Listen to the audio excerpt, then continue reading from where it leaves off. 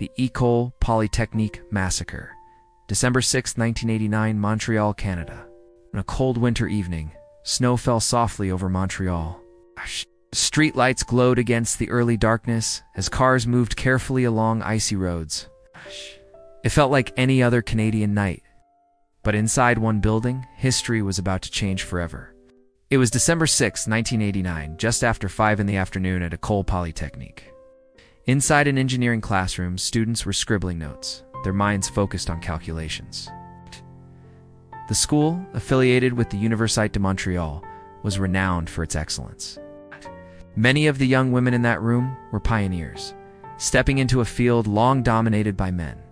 The air buzzed with whispered conversations and quiet ambition. Suddenly, the classroom door opened. A man stepped inside carrying a rifle. The room froze. He ordered the men to one side of the room and the women to the other. Confused and hesitant, the male students slowly moved. The women remained. He then declared that he was fighting feminism. And then the unthinkable happened. Gunfire shattered the silence. Chaos erupted. Screams echoed as students ran through corridors, desperately seeking safety. The gunmen moved through hallways, classrooms, and the cafeteria, firing indiscriminately. In just minutes, 14 young lives were cut short. When the sirens finally faded and the gunfire stopped, the true horror was revealed. 14 women were killed.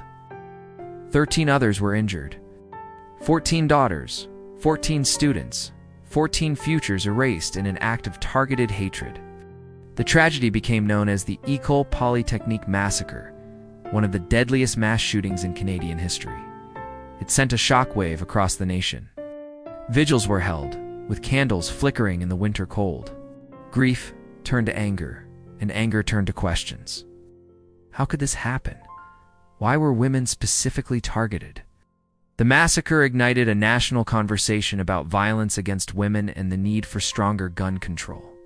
In the years that followed, this tragedy directly influenced the creation of new firearm regulations, including the Firearms Act. Today, December 6 is recognized as Canada's National Day of Remembrance and Action on Violence Against Women. A quiet memorial stands in Montreal, its stone engraved with the names of the victims. The École Polytechnique Massacre was not just a random act of violence. It was an attack on equality, on education, and on a woman's right to choose her own path. But it did not silence women in engineering. In the decades since, more women than ever have entered the field, determined to honor the legacy of those they lost.